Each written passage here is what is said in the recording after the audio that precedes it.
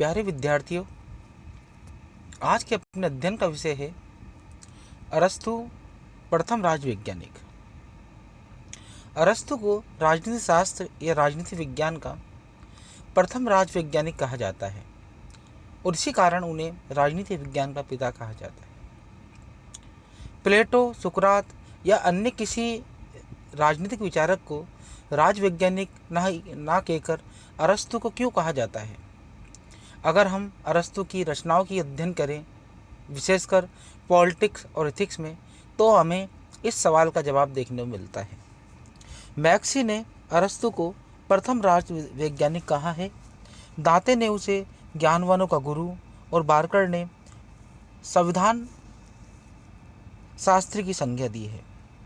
अरस्तु से पूर्व और बाद में राजनीति शास्त्र के कई दार्शनिक हुए, जिन्होंने उन्हें प्रतिभाशाली, प्रथम राजवैज्ञानिक, द फिलोसोफर, संविधान शास्त्री आदि कई नामों से संबोधित किया है। Plato, Aquinas, Hobbes, Locke, Rousseau, Kant, Spencer आदि ऐसे राजनीतिक दार्शनिक हैं, लेकिन उन्हें प्रथम राजवैज्ञानिक नहीं कहा जाता है। कारण उसका ये है कि जहाँ उनके गुरु प्लेटो निगमनात्मक पद्धति का प्रयोग करते हुए आदर्श राज्य की बात कल्पनाओं पर, मूल्यों पर आधारित करते हैं, वहीं अरस्तु इसके विपरीत 158 देशों के संविधानों का अध्ययन करने के बाद में राज्य, सरकार, नागरिकता, क्रांति, दासता, संविधान, विधि ऐसे राजनीति विज्ञान के जो प्रमुख विचार हैं, उन पर वैज्ञानिक और यथार्थवादी विचार प्रस्तुत करते हैं। अरस्तु का उद्देश्य सामान्य सिद्धांतों का निर्माण कर फिर राज्य के सिद्धांतों को खोजते हुए एक ऐसे राज्य की बारे में वार्तालाप करना है या चिंतन करना है जो राज्य को सशक्त बना सके, जो राज्य को व्यक्ति के सद्गुण विकास में योगदान दे सके, ऐसा अरस्तु बात करता है। अरस्तु की रचना पॉलिटिक्स राजनीति शास्त्र के क्रमबद्ध और वैज्ञानिक अध्ययन की श्रेष्ठ पुस्तक है। यह राजनीतिक विज्ञानों के लिए मार्गदर्शक है। अरस्तु प्रथम ऐसा विचारक है जिन्होंने राजनीति विज्ञान और नीति शास्त्र को अलग किया, जिन्होंने संविधान और नैतिकता पर बल दिया, जिन्होंने समुदाय, नागरिकता, क्रांति, ना जाने राज्य के और राजनीति विज्ञान के कई ऐसे विषयों पर विस्तार से वैज्ञानिक विचार प्रस्तुत किए। अरस्तु को प्रथम राजवैज्ञानिक क्यों कहा जाता है, उसका अगर हम बात करें या देखते हैं तो पॉलिटिक्स और उनकी प्रसिद्ध पुस्तक एथिक्स का अध्ययन करने के बाद हम कुछ मुख्य बिंदुओं के आधार पर उसको प्रथम राजवैज्ञानिक की संज्ञा दे सकते हैं, जिनमें पहला है नीति शास्त्र और राजनीति शास्त्र का पृथक्करण। अरस्तु प्रथम राजवैज्ञानिक थे जिन्होंने राजनीति विज्ञान और नीति शास्त्र को अलग किया और अलग माना। उन्होंने जहां एथिक्स में नीति शास्त्र की चर्चा करते हैं और वहीं द पॉलिटिक्स में राजनीति शास्त्र की चर्चा करते हैं, और वो कहते हैं कि नीति शास्त्र का उद्देश्य व्यक्ति के नैतिक विकास से है और राजनीति शास्त्र का अध्ययन या उद्देश्य सामाजिक दृष्टि से देखें तो राज्य और उसके शासन संचालन से है। अरस्तु प्रथम राजवैज्ञानिक है, लेकिन वो मैकावेली की भांति नीति शास्त्र और राजनीति शास्त्र को पृथक नहीं कर पाया, लेकिन अपने काल के अंदर, अपने जिस समय उन्होंने अध्ययन किया उस समय यूनान की जिन परिस्थिति को उन्होंने देखा और यूनान में जिन शासन प्रणाली को देखा, उसके आधार पर उन्होंने इस चीज़ का समर्थन किया कि नीति और राजनीति दोनों पृथक पृथक चीज़ है और दोनों का अध्ययन एक साथ करने का मतलब होगा राज्य के लिए आत्मघाती कदम। इसलिए अरस्तु दोनों को पृथक मानते हुए कहता है कि राजनीति का उद्देश्य राज करना है, सत्ता को चलाना है, शासन संचालन करना है और नागरिकों की सेवा करना है, और वहीं नीति का उद्देश्य व्यक्ति का नैतिक विकास करना है। दूसरा कारण है आगमनात्मक पद्धति का प्रयोग। अरस्तु प्रथम ऐसे राजनीतिक विचारक हैं जिन्होंने राजनीति शास्त्र में आगमनात्मक पद्धति का प्रयोग किया। इससे पूर्व प्लेटो ने जहाँ निगमनात्मक पद्धति का प्रयोग किया, निगमनात्मक पद्धति विशेष से सामान्य की अध्ययन करती है, वही आगमनात्मक पद्धति वैज्ञानिक पद्धति है, यथार्थवादी पद्धति है, जो सामान्य से विशेष का अध्ययन करती है। अरस्तु प्रथम राजवैज्ञानिक था जिन्होंने विश्व के 158 देशों के संविधानों का अध्ययन करने के बाद फिर राज्य पर सिद्धांतों का प्रतिपादन किया कि राज्य क्या है, राज्य की उत्पत्ति कैसे हुई, राज्य के कितने अंग हैं, विधि क्या है, नागरिकता क्या है, क्रांति क्या है, दासता क्या है, राज्य के क्या कार्य होने चाहिए, राज्य और व्यक्ति में क्या संबंध होना चाहिए, राज्य का निर्माण और राज्य के जो आधार है वो किन पर टिका हुआ है, इन प्रश्नों का जवाब वो देता है। यानी अरस्तु राज्य पर विचार देने से पहले या पूर्ण राज्य पर विचार देने से पहले सामान्य सिद्धांतों का निर्माण करता है और फिर उसके बाद वो राज्य पर विचार प्रस्तुत करता है। और इसी पद्धति के कारण राजनीति विज्ञान का उन्हें जनक कहा जाता है, क्योंकि आगमनात्मक पद्धति के द्वारा हम पर्यवेक्षण कर सकते हैं, परीक्षण कर सकते हैं, निरीक्षण कर सकते हैं और तुलनात्मक पद्धति का प्रयोग करने के बाद में हम राज्य का अध्ययन कर सकते हैं। और ऐसा अध्ययन वास्तव में यथार्थवादी और वैज्ञानिक अध्ययन है। तीसरा कारण है कि राजनीति शास्त्र एक व्यावहारिक ज्ञान है।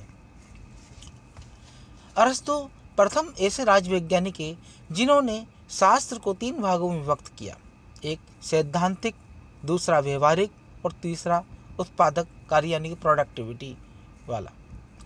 अरस्तु का मत है कि ऐसे विषय जो विशुद्ध विज्ञान की श्रेणी में आते हैं, जैसे मेडिकल, चिकित्सा शास्त्र, खगोल शास्त्र, अंक गणित, बीज गणित, इनके सिद्धांत जो हैं वो सैद्धांतिक सिद्धांत हैं जिनमें कार्यकरण संबंध पाया जाता है और इन सिद्धांतों के नियम अटल और अटूट है, जो समय, परिस्थिति और काल के अनुसार नहीं बदलते हैं।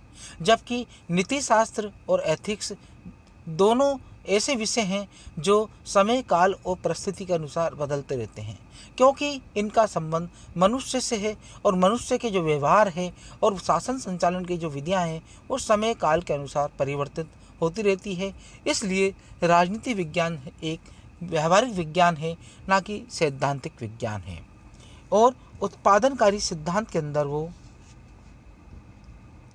शिल्पकला, मूर्तिकला, ऐसे सृजनकाली शास्त्र को रखता है जिनके माध्यम से समाज में सृजन का कार्य होता है। तो अरस्तु प्रथम राजवैज्ञानिक इसलिए कहा जाता है क्योंकि उन्होंने राजनीति शास्त्र या विज्ञान को 3 भागों में विभक्त किया और राजनीति शास्त्र को व्यवहारिक विज्ञानों की श्रेणी में रखा। चौथा कारण, मानव एक सामाजिक और राजनीतिक प्राणी है। अरस्तु की यह धारणा है और मान्यता है कि मनुष्य एक सामाजिक और राजनीतिक प्राणी है। मनुष्य समाज में रहता है और समाज में रहकर ही अपने व्यक्तित्व का विकास करता है। अगर कोई व्यक्ति ये कहता है कि वो समाज में नहीं है तो निश्चित रूप में वो या तो ईश्वर है या वो जानवर है। अरस्तु कहता है कि सभी व्यक्ति समाज में रह के अपना व्यक्तित्व का विकास करते हैं और कोई भी ये दावा नहीं कर सकता कि वो सामाजिक नहीं है, क्योंकि उसके दावे करने का मतलब ये है कि वो एक सामाजिक है और समाज से बाहर केवल 2 ही हो सकते हैं, या तो ईश्वर या जानवर। इस प्रकार वे मनुष्य को एक सामाजिक और राजनीतिक प्राणी मानता है। 5वां कारण, राज्य एक प्राकृतिक संस्था है। अरस्तु राज्य को एक कृत्रिम संस्था ना मान करके एक प्राकृतिक संस्था मानता है और वो कहता है कि राज्य का जो निर्माण है वो किसी कारण से या व्यक्तियों के माध्यम से नहीं हुआ है, बल्कि वो अच्छे और सद्गुणी व्यक्ति के विकास के लिए हुआ है। और राज्य का उद्देश्य हमेशा व्यक्ति का सर्वोत्तम विकास करना, सद्गुणों की रक्षा करना और अतिवादियों से रक्षा करना है। इसलिए राज्य एक प्राकृतिक संस्था है, राज्य एक कृत्रिम संस्था नहीं है। 6वां कारण, सत्ता और स्वतंत्रता में समुचित संतुलन। अरस्तु ने सर्वप्रथम इस सत्य का प्रतिपादन किया कि जब तक सत्ता और स्वतंत्रता में संतुलन स्थापित नहीं होगा तब तक राज्य स्थायी, स्थिर और व्यवस्थित नहीं हो सकता है। यदि अरस्तु पूर्ण स्वतंत्रता और समानता को अव्यावहारिक और हानिकारक मानता है तो वो निरंकुशतावाद के लिए भी घातक मानता है। अरस्तु कानूनों के प्रति स्वाभाविक और ऐच्छिक भक्ति को ही राज्य का आधार मानता है। उसके लिए स्वतंत्रता, निस्वार्थ और संवैधानिक सत्ता की अधीनता है और सही और उचित कानून की पालना है। अरस्तु कहता है कि संविधान की अधीनता दासता नहीं बल्कि सर्वोत्तम कल्याण है, क्योंकि संविधान का उद्देश्य व्यक्ति का विकास करना है, राज्य की रक्षा करना है, राज्य का संचालन करना है। इसलिए संविधान सर्वोच्च है, कल्याणकारी है और समाज के लिए हितकर है। सातवां कारण, विधि की सर्वोच्चता। अरस्तु राज्य में विधि की सर्वोच्चता को स्वीकार करता है। जहां उनके प्लेटो आदर्श राज्य में विधि की सर्वोच्चता को स्वीकार नहीं करते हैं, लेकिन बाद में जब वो दालाज लिखते हैं तो विधि को राज्य का आवश्यक अंग मानते हैं। लेकिन अरस्तु शुरू से ही कानून को विधि का सर्वोच्च अंग मानता है और कहता है कि बिना कानून के राज्य का संचालन संभव नहीं है और व्यक्ति के व्यवहार को नियंत्रित नहीं किया जा सकता है। अरस्तु कहता है कि किसी भी आदर्श या श्रेष्ठ राज्य में विधि सर्वोच्च होनी चाहिए और उसके विवेक और उसकी व्यापकता हमेशा रहनी चाहिए। अरस्तु ने प्लेटो के दार्शनिक शासक के सिद्धांत की आलोचना इसलिए की क्योंकि दार्शनिक शासक कानून के अधीन ना होकर के किसी के अधीन नहीं था और वो निरंकुशवादी था, क्योंकि विधि शासक को नियंत्रित करती है, प्रजा को नियंत्रित करती है और राज्य को स्थायित्व प्रदान करती है। बिना विधि के राज्य का शासन संचालन और व्यक्ति के व्यवहार का नियमन और उनका नियंत्रण संभव नहीं है। इसलिए अरस्तु विधि को राज्य की आत्मा मानता है, परम आवश्यक तत्व मानता है, जो राज्य को एक ऐसा स्वरूप प्रदान करता है जो चलमान हो और जो व्यक्ति के व्यवहार को नियंत्रित कर सके। जनमत का महत्व। अरस्तु प्रथम राज वैज्ञानिक है जो जनमत के महत्व को स्वीकार करते हैं और मानते हैं। अरस्तु की धारणा आधुनिक धारणा से मिलती जुलती धारणा है। वो ये कहते हैं कि सद्गुण योग्यता ही सर्वश्रेष्ठ है और सद्गुणों का विकास ही राज्य का परम लक्ष्य है, क्योंकि सद्गुण व्यक्ति की आत्मागत गुण है और उसको विकास केवल राज्य के द्वारा ही संभव है। वह जन साधारण के ज्ञान के द्वारा नहीं हो सकता है, क्योंकि वो केवल राज्य के द्वारा ही संभव है। इसलिए हम देखते हैं कि अरस्तु जो है सरकार में नागरिकों को समुचित स्थान प्रदान करता है और शासन संचालन की भागदौड़ और महत्वपूर्ण परामर्श देने के कार्य को स्वीकारता है और कहता है कि अंतिम शक्ति केवल जनता में ही है और जनता ही राज्य का संचालन कर सकती है और राज्य की विनाश का कारण भी हो सकती है। इसलिए जनमत की शक्ति को स्वीकार करता है, लेकिन यहाँ पर अरस्तु अपनी पुस्तक में ये शक्ति संपूर्ण जनता को ना देकर के केवल नागरिकों को ही प्रदान करता है। तुलनात्मक पद्धति का प्रयोग। अरस्तु प्रथम ऐसे राजवैज्ञानिक है जिन्होंने तुलनात्मक पद्धति का प्रयोग किया। सर्वप्रथम उन्होंने 158 देशों के संविधानों का तुलनात्मक अध्ययन करने के बाद फिर राज्य से संबंधित सिद्धांतों का निर्माण किया, प्रतिपादन किया और उसके बाद उन्होंने व्यक्ति और राज्य को पूरक बताते हुए कई सिद्धांतों का निर्माण किया, जिसके माध्यम से सद्गुणों का विकास किया जा सके, राज्य को देखा जा सके। मध्यम मार्ग का समर्थन। अरस्तु सामान्य बुद्धि, मध्य वर्ग और स्वर्ण मार्ग का दार्शनिक है। यह सर्वहारा के प्रजातंत्र में विश्वास नहीं करता है और न ही भीड़ तंत्र में विश्वास करता है। वे प्लेटो और मार्क्स के वर्गीय शासन को स्वीकार नहीं करता है। वे इतना उदार प्रजातांत्रिक है कि किसी प्रकार के अधिनायक तंत्र को, चाहे वे प्लेटो के दार्शनिक शासन का ही अधिनायकवाद क्यों ना हो, उसे स्वीकार नहीं करता है।